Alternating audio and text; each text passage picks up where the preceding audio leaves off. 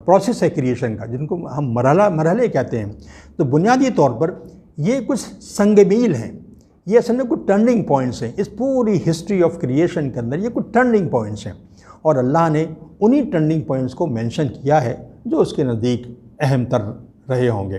تو گویا یہ ٹرننگ پوائنٹ سے مراد یہ ہے کہ یہاں سے کریشن کی اسکیم نے ایک نیا ٹرن لیا ہے، ایک نیا رخ اختیار کیا ہے، یہ سنگ میل بن گئے ہیں۔ بسم اللہ الرحمن الرحیم۔ گزشتہ لیکچر میں ہم نے 2 پوائنٹ یا 2 نکات ایسے تھے جن پر ہم پہنچے تھے۔ ایک تو یہ تھا کہ اس پورے حیاتیاتی پروسیس میں، یعنی کریشن کا جو پروسیس ہے پوری کائنات میں، اس میں ایک بہت طویل عرصہ لگا ہے۔ حوالے کے لیے قرآن کی آیت ہے لَتَا عَلَى الْإِنسَانِ حِینٌ مِّنَ الدَّہْرِ۔ اس کے علاوہ کوئی اور اتنی خوبصورت اور اتنی فٹنگ کوئی آیت نہیں ہے جو یہ بتا سکے کہ یہ اس میں بہت طویل عرصہ لگا ہے، نمبر 1۔ دوسری بات یہ کہ یہ حیات کا جو ارتقا ہوا ہے یہ مختلف مراحل میں ہوا ہے۔ قرآن نے لفظ استعمال کیا اتوارا، تو گویا ایک تو مراحل طے ہو گئے تھے کہ یہ انسٹنٹینیس نہیں ہے بلکہ مختلف مرحلوں میں ہوا ہے، اور ایک بہت طویل عرصہ لگا ہے۔ اب دیکھیے، مطالعے سے ہم نے تقریباً 15 ایسی اصطلاحیں قرآن سے اخذ کی ہیں، اور زیادہ بھی ہو سکتی ہیں۔ تو یہ 15 اصطلاحیں ایسی ہیں جو اس پورے پروسیس کے بعض بہت امپورٹنٹ پہلوؤں کو نمایاں کرتی ہیں۔ تو میں ان اصطلاحوں کو مختلف ادوار کہتا ہوں۔ یہ مختلف ادوار ہیں، مختلف مرحلے ہیں۔ تو گویا جیسے آغاز، بلکہ اس سے پہلے یہ بات بتانا ضروری ہے کہ جتنی بھی اشیاء ہیں جو زندہ اشیاء ہیں ان کے لیے پانی کی بڑی اہمیت ہے۔ پانی سے پیدا کیا گیا ہے۔ مثال کے طور پر سورہ انبیاء میں فرمایا گیا وَجَعَلْنَا مِنَ الْمَاءِ كُلِّ شَيْءٍ حَيٍّ، ہر چیز، ہر شے کو اللہ نے زندہ کیا پانی سے۔ فرمایا اللہ خلق کل دابۃ من الماء، ہر جانور کو اللہ نے پانی سے پیدا کیا۔ یہ سورہ نور کی آیت ہے۔ پھر فرمایا وَهُوَ الَّذِي خَلَقَ مِنَ الْمَاءِ بَشَرًا، یہ سورہ فرقان کی آیت ہے۔ اس میں فرمایا گیا کہ ہر بشر کو اللہ نے پانی سے پیدا کیا ہے۔ تو پانی کی بنیادی اہمیت پہلے واضح کر دی گئی، اور اس کے بعد یہ جو 15 نکات ہیں میں ان کی وضاحت کرتا ہوں۔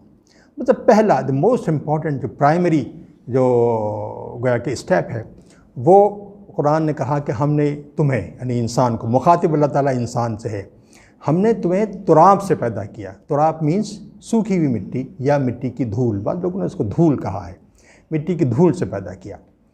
پھر فرمایا دوسرا اسٹیپ، یہ جو تذکرہ ہے دھول کا تذکرہ، یہ سورہ فاطر میں ہے۔ اور پھر فرمایا کہ ہم نے تمہیں تین سے پیدا کیا، اس کا تذکرہ سورہ انعام میں ہے۔ تو آپ یہ سمجھیں کہ تین جو ہے نا، تو یہ نون تین جو ہے یہ تراب اور پانی کا آمیزہ ہے۔ جب تراب میں پانی مل جائے تو اس کو تین کہا جائے گا۔ تو دوسری جگہ اللہ نے فرمایا کہ ہم نے تمہیں تین سے پیدا کیا۔ آگے بتایا کہ ہم نے تمہیں تین لازب سے پیدا کیا۔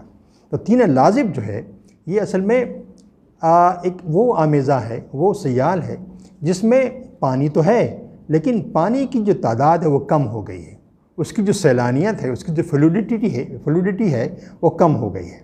یہ تین لازب کی کیفیت ہے۔ پھر آگے فرمایا تمہیں سلسال اور حمائم مسنون سے پیدا کیا۔ سلسال اس مٹی کو کہتے ہیں جو کہ اتنا سوکھ جائے، اتنی خشک ہو جائے کہ اس میں سے آواز پیدا کی جا سکے، اور حمائم مسنون سیاہ گارا، اور ایسا گارا جس کو کہ ہم مختلف شکلیں دے سکتے ہوں۔ تو یہ شکل دینے کی پوزیشن میں مٹی اب آئی ہے تین لازب کے مرحلے سے گزرنے کے بعد۔ یہ گویا کہ اس کے بعد فرمایا سلسال کل فخار، یعنی یہ ایسی سلسال ہے، ایسی سوکھی اور کھنکتی ہوئی مٹی ہے جیسا کہ کمہار جس طرح سے اس مٹی کو کمہار ہر طریقے سے اپنے چاک پر استعمال کر لیتا ہے اور اس کو مختلف شکلیں دیتا ہے، یعنی اس میں ایک چپکن بھی ہے اور اس کے اندر فلوڈیٹی بہت کم ہے۔ تو گویا یہ 5 مرحلے ہیں اگر آپ جائزہ لیں، اگر سوچیں تو یہ پانچوں مرحلے زمین جو مٹی پر ہوئے ہیں بنیادی طور پر ایک فزیکل چینجز ہیں جو مٹی کی کیفیت میں آئے ہیں اور مختلف مراحل سے گزرتے ہوئے ان 4-5 مرحلوں کا تذکرہ میں نے یہاں پر کیا ہے۔ تو یہ فزیکل چینجز ہے۔ اس کے بعد اللہ نے فرمایا ہے سورہ مومنون میں، یہ بڑی اہم حوالہ ہے، فرمایا ایک لفظ استعمال کیا اللہ نے سلالہ کا، یعنی مٹی کا ایکسٹریکٹ۔ فرمایا کہ اللہ نے انسان کو تم کو سلالہ سے پیدا کیا۔ نا سلالہ جو ہے وہ مٹی کا ایکسٹریکٹ ہے، مٹی کا ست ہے۔ اب یہ ست اور جو ایکسٹریکٹ جو ہے بنیادی طور پر اس میں سے اس کا سلالہ کی میننگ میں ایک چیز بھی آتی ہے کہ اس میں سے نکالا گیا، ایک چیز دوسری چیز میں سے نکالی گئی، گویا اس کی نوعیت یہ ہے کہ یہ سپریشن ہے، ایک چیز کو دوسری چیز سے سپریٹ کیا گیا۔ اب اس شکل میں یہ مٹی نہیں ہے، یہ طین نہیں ہے، بلکہ طین سے نکلا ہوا ایک الگ سے مادہ ہے جو اس کو سلالہ اللہ نے قرآن میں کہا ہے۔ سلالہ کے بعد جو اگلا مرحلہ ہے وہ نطفہ کا ہے۔ دیکھیے نطفہ کے معنی ہمارے مفسرین قرآن کے تو دوسری انداز سے لیتے ہیں اور ہر ان کے پاس اس کا جواز ہے لینے کا، لیکن نطفہ کے معنی ایسے سیال کے ہوتے ہیں جس میں پانی بہت کم ہو، بہت کم پانی ہو، اور جیسے یہ سورہ عبس میں استعمال ہوا ہے، اور یہ بہت ہی نیوٹرینٹ رچ ہو، اس کے اندر نیوٹرینٹ رچ ہے، یہ اس کا نیوٹرینٹ بہت سارے ہیں اور پانی اس میں کم سے کم ہے۔ اس پانی کم ہونے کی اہمیت آپ کو آگے چل کے معلوم ہوگی کہ پانی کا کم ہونا کتنا اہم ہے۔ اس کے بعد فرمایا گیا کہ تمہیں پیدا کیا نطفۃ امشاج، ایسے نطفے سے جس میں کہ دوسرے اور سیال آنکھیں ملے تھے۔ امشاج مینس مکسچر، تو یہ مکسچر دو کا مکسچر نہیں ہے جیسا کہ ہمارے بعض مفسرین نے لیا، بلکہ یہ پلورل ہے، یعنی پلورل بھی عربی والا پلورل، تو کئی سارے اس میں جو سیال ہیں، دوسرے سیال اس نطفہ میں آنکھیں ملے تو یہ نطفہ امشاج بن گیا۔ تو یہ نطفوں کا گویا کہ آمیزہ ہے، اس سے پیدا کیا اللہ نے انسان کو۔ آگے فرمایا پھر مائع مہین سے پیدا کیا۔ اب یہ نطفے کے بعد کا اسٹیج ہے مائع مہین مین ایسا پانی جو کہ ناگوار خاطر ہو، جس کو کہ آپ سونگھیں تو آپ کو برا لگے۔ یہ بالعموم ایسا اس وقت ہوتا ہے جب کہ بہت سے جو آرگینک میٹرز ہوتے ہیں وہ پانی کی کم تعداد میں ایک لمبے طویل عرصے تک پڑے رہیں تو ان کے اندر قسم کی بو آ جاتی ہے، ہم اپنے عام زبان میں کہتے ہیں کہ میں سڑن پیدا ہو گئی ہے، سڑنے لگے ہیں۔ تو یہ آرگینک جو چیزیں ہیں جب یہ ڈکے ہوتی ہیں تو ان کے اندر اس طرح کی بو آتی ہے۔ مائع مہین میں کچھ اس طرح کی بو کی طرف گویا کہ اشارہ ہے۔ پھر فرمایا گیا کہ یہ جو مائع مہین، پھر فرمایا گیا کہ یہ سورہ مرسلات میں فرمایا کہ نطفہ اور مائع مہین دونوں کو قرار مکین میں رکھا۔ اب یہ قرار مکین ہمارے مفسرین نے اس کو رحم مادر سے مثال دی ہے، یہ بہت زیادہ صحیح نہیں لگتی، لیکن یہ دونوں مائع مہین اور نطفہ یہ قرار مکین میں رکھے گئے۔ قرار مکین ایک ایسی جگہ ہے، ایک ایسی پروٹیکٹڈ جگہ ہے جو فکس ہے، اس کے اندر کوئی موومنٹ نہیں ہے، اور اس کی ایک مخصوص قسم کی ایکولوجی ہے، ایک خاص قسم کی ایکولوجی ہے۔ پانی اس میں بہت کم ہے، اور اسی بنا پر یہاں رہنے کی بنا پر اسی پرٹیکولر ایکولوجی میں رہتے ہوئے اگلا مرحلہ آیا، فرمایا کہ سورہ علق میں فرمایا کہ ہم نے یہاں پر تمہیں علقہ سے پیدا کیا، علق سے پیدا کیا۔ تو یہ جو مسئلہ ہے یہ مائع مہین اور نطفے کا رہنا قراری مکین میں، اصل میں صورتحال ایسی ہے کہ یہاں پہ ایسا لگتا ہے کہ جو چیزیں ملی ہوئی ہیں اس قرار مکین میں رکھی گئی ہیں ان میں ایک قسم کا ریئیکشن ہو رہا ہے، اور وہ ریئیکشن ایسا ہے کہ دو مولیکیول آپس میں کنڈنس ہو رہے ہیں۔ جب کنڈنس ہوتے ہیں تو کنڈنسیشن کے نتیجے میں ان میں سے پانی نکلتا ہے۔ اگر ان کے اراؤنڈ پانی کی تعداد زیادہ ہوگی تو یہ ریئیکشنز نہیں ہوں گے، پانی کو بہت کم ہونا چاہیے تبھی یہ ریئیکشن سکسیزفل ہوں گے۔ اسی لیے لفظ نطفہ کا استعمال کیے گا، اس کے معنی میں پانی کا کم ہونا شامل ہے۔ تو اب یہ گویا کہ یہاں سے پھر دو مولیکول بنے، پھر دوسرے سے تیسرا بنا، پھر چوتھا بنا، گویا کہ ایک پروسیس آف پولیمرائزیشن ہوا۔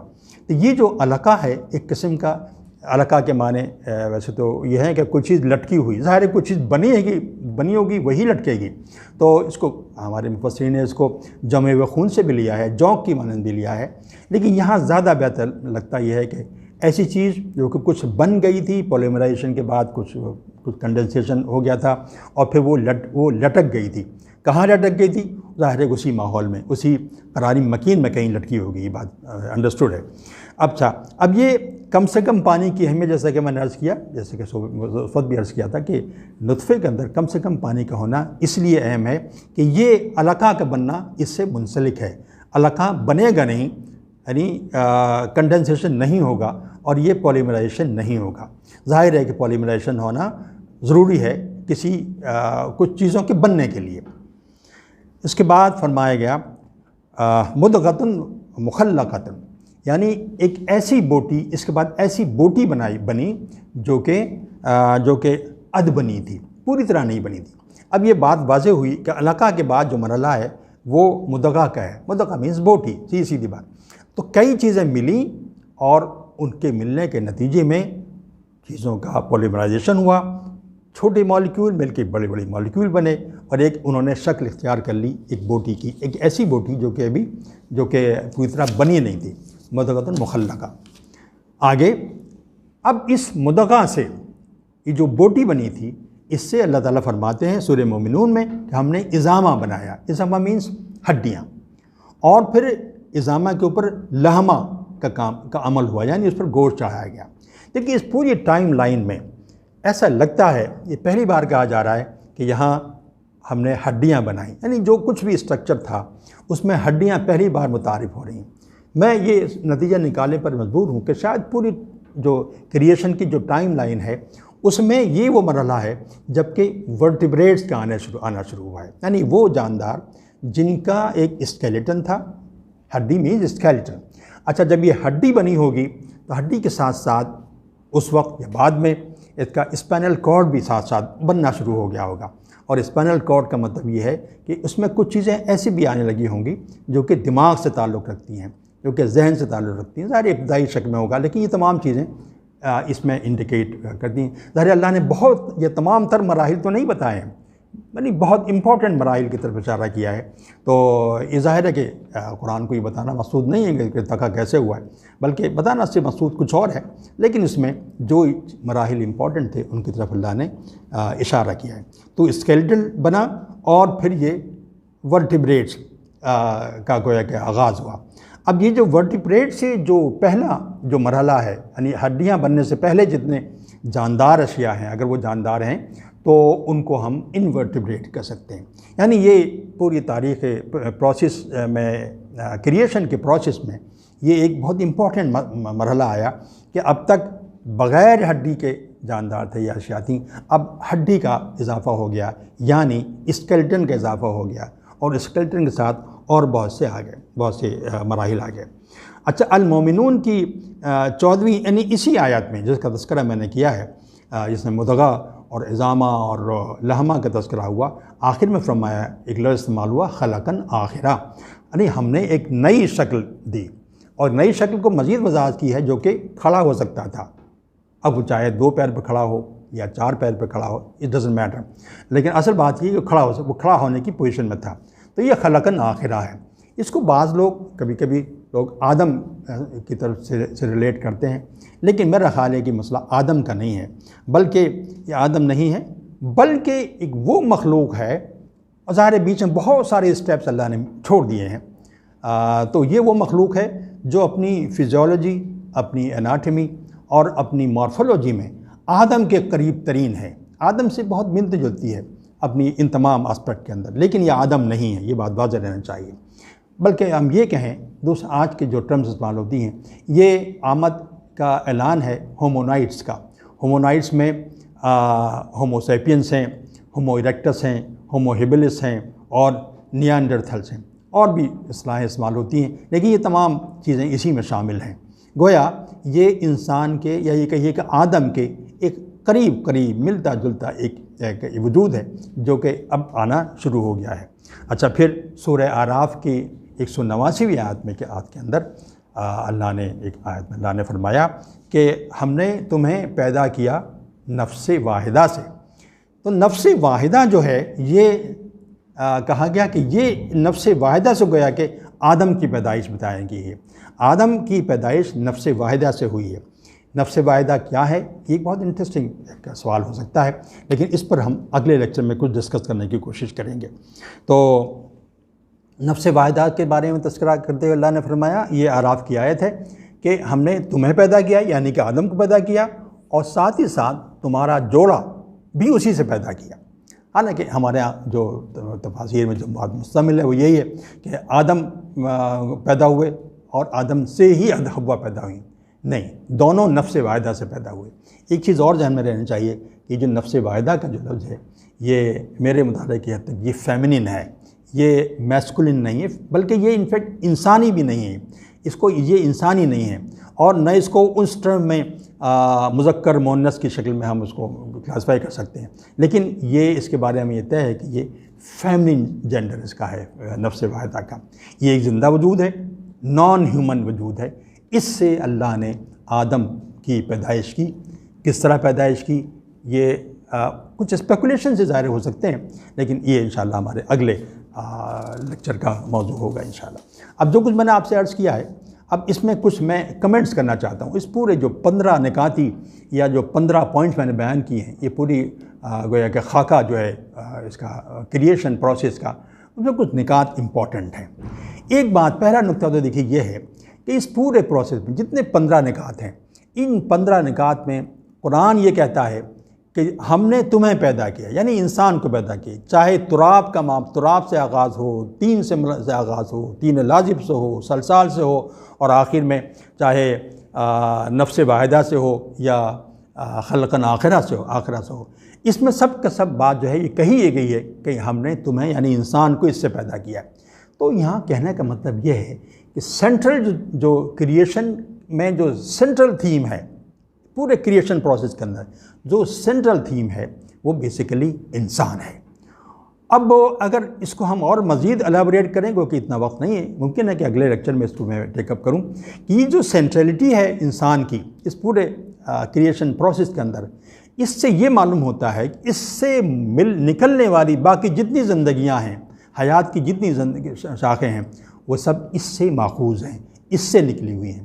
وہ نہیں ہے جو کہ ہم جدید اس میں پڑھتے ہیں، جدید جو ایوولوشن کا جو تصور ہے کہ پہلے یہ اور پھر یہ اور پھر یہ، پھر بندر اور پھر چمپینزی اور پھر ایسا نہیں ہے، بلکہ یہ سب اسی اسکیم کا حصہ ہیں. جس اسکیم کے تحت اللہ کو بنانا انسان تھا، اور مختلف ادوار میں مختلف مقامات پر ان اشیاء کی پیدائش کی گئی. یہ نکلی ہوئی اسی ٹائم لائن سے ہیں، لیکن یہ صحیح نہیں ہے کہ بندر اور اس کے بعد انسان اور اس سے انسان اور پھر یا اس سے چمپینزی اور پھر انسان. یہ پورا تصور جو ہے میرا خیال یہ ہے یہاں یہ صحیح نہیں بیٹھتا. قرآن دوسرا تصور پیش کرنا ہے. بیسیکلی یہاں جو سینٹرلٹی ہے وہ انسان کو حاصل ہے، نمبر 1. دوسری بات یہ ہے کہ اس پورے یہ جو پروجیکٹ جو پروسیس ہے کریشن کا، جن کو ہم مرحلے کہتے ہیں، تو بنیادی طور پر یہ کچھ سنگ میل ہیں. یہ اصل میں کچھ ٹرننگ پوائنٹس ہیں. اس پوری ہسٹری آف کریشن کے اندر یہ کچھ ٹرننگ پوائنٹس ہیں، اور اللہ نے انہی ٹرننگ پوائنٹس کو مینشن کیا ہے جو اس کے نزدیک اہم تر رہے ہوں گے. تو گویا یہ ٹرننگ پوائنٹ سے مراد یہ ہے کہ یہاں سے کریشن کی اسکیم نے ایک نیا ٹرن لیا ہے، ایک نیا رخ اختیار کیا ہے. یہ سنگ میل بن گئے ہیں، اور اس میں جو مختلف قسم کی جو ہمیں حیات کی جو شکلیں ملتی ہیں، مختلف قسم کی چھوٹے چھوٹے جانور، کیڑے مکوڑے، جراثیم، اور پھر جانوروں کے مختلف قسمیں، ہوتے پھر بڑے بڑے جانور، یہ تمام چیزیں جو ہیں یہ اسی اسکیم میں سے پھوٹے ہوئے کچھ گویا کہ یہ زندگی کی شکلیں ہیں جو یہاں نظر آتی ہیں. تو ان کو میں یہ سمجھتا ہوں کہ یہ کچھ سنگ میل ہیں، کچھ ٹرننگ پوائنٹس ہیں. ظاہر ہے اٹ نیڈس گریٹ الیبوریشن. فی الحال ہم اتنا ہی کہیں گے، اتنی بات. اچھا، مفسر قرآن نے بالعموم اس پورے پروسیس کو، جس کا آغاز تراب سے ہوتا ہے اور پھر آخر میں جو نفس واحدہ سے یا خلقاً آخرہ تک ختم ہوتا ہے، اس پورے پروسیس کو انہوں نے لیا ہے کہ جیسے یہ یوٹرائن بیسڈ ہے، یعنی جیسے یہ رحم مادر میں پورا واقعہ ہو رہا ہے۔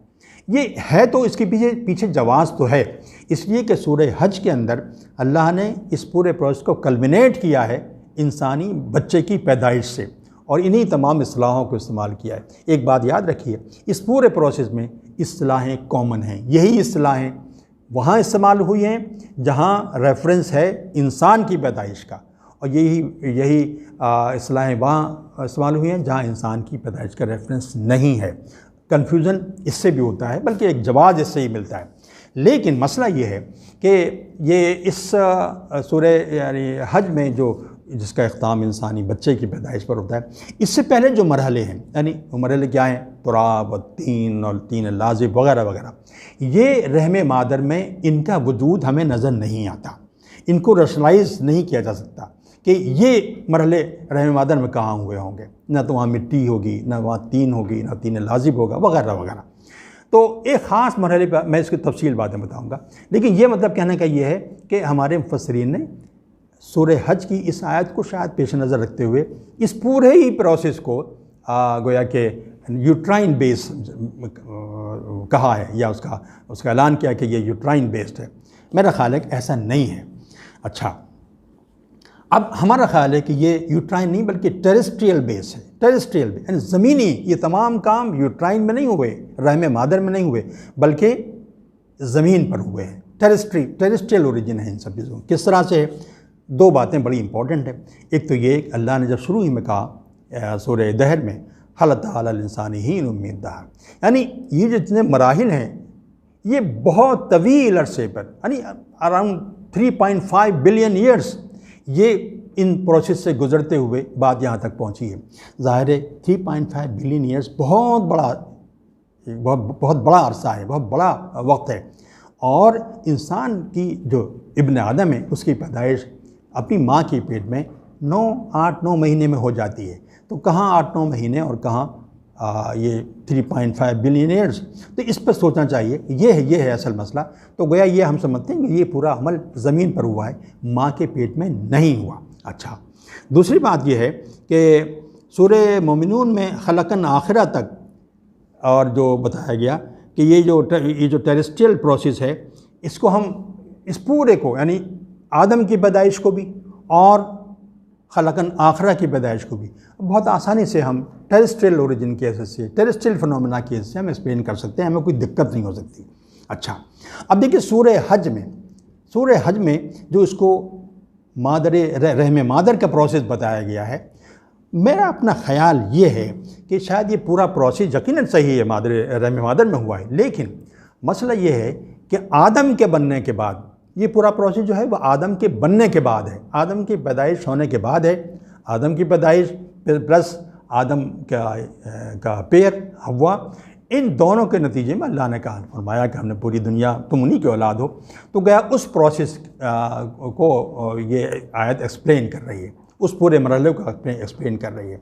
اور تو اس میں ایسا مجھے لگتا ہے کہ وہ جو کرن پر مشتمل جو پروسیس تھا جو 3.5 بلین ایئرس تک چلا ہے، تو اس کو اللہ نے جب آدم کے بن جانے کے بعد اللہ نے اس کو اسکویز کر دیا، اس کو سکوڑ دیا، سکیڑ دیا اس کو، یعنی منسکیول کی شکل میں، یعنی entire terrestrial process rendered minuscule into Adam's physiology, into Adam's anatomy and into Adam's morphology. اب یہ تمام کام منسکیول سطح پر جب زمین پہ ہوا تھا، بہت لارج اسکیل پر ہوا تھا اور بہت طویل عرصہ لگا تھا، لیکن اللہ نے اس پروسیس کو مختصر کر دیا، اس کو چھوٹا کر دیا، اور اب یہ آدم اور حوا ابن آدم کے شکل میں اب یہ اس پروسیس کا حصہ بن گیا، اور اس طرح سے یہ اس میں ہوتا ہے۔ اس میں کچھ چیزیں ایسی ہیں جو ہو چکی ہیں، یعنی تراب سے لے کے مدغہ بلکہ مدغہ سے پہلے یہ سب چیزیں جو پروسیس ہوئے ہیں یہ ہو چکے ہیں، اور ان کو اب دوبارہ سے اثر نو ہونے کی ضرورت نہیں ہے۔ اسی لیے میں نے کہا کہ اب یہ آدم کی فزیولوجی، اس کی اناٹمی اور اس کی مارفولوجی کا حصہ بن گئے ہیں۔ چنانچہ اب جو آغاز ہوتا ہے وہ نطفہ سے ہوتا ہے، مائی مہین سے ہوتا ہے، قراریم مکین سے ہوتا ہے۔ تمام اصطلاح میں جو اصطلاحیں استعمال کی ہیں قرآن نے، جن کو ہم نے زمین پر ہوتے ہوئے ہم نے ایکسپلین کیا ہے، وہ اب یہیں پر ہوتی ہیں، انسانی جسم میں ہوتی ہیں۔ تو یہ آدم کے کریشن کی بعد کا مرحلہ ہے جو سورہ حج میں بیان کیا گیا ہے۔ ایک بات۔ اچھا، اب دیکھیے ایک چیز اور ذہن میں رہنا چاہیے کہ یہ جو ہماری جو سائنٹیفک نالج ہے اس کے اعتبار سے یہ دنیا، یہ زمین کی جو عمر ہے تقریباً 4.5 لائک دس اس طرح بلین ایئرس ہے، اور پہلی بار جو یونی سیلولر وجود جب دنیا میں دیکھا گیا وہ 3.5 بلین ایئرس اگو دیکھا گیا، یعنی 3.5 ارب سال پہلے یونی سیلولر وجود۔ یونی سیلولر وجود کی مثالیں بہت ساری ہیں، تو یہ دیکھا گیا 3.5 بلین سال پہلے۔ اور انٹرسٹنگلی اینڈ سرپرائزنگلی یہ جو وجود ہے یہ تقریباً فار 2.9 بلین ایئرس یہ اسی شکل میں رہا، یعنی اس میں کوئی ارتقا نہیں ہوا، اس میں کوئی تبدیلی نہیں آئی۔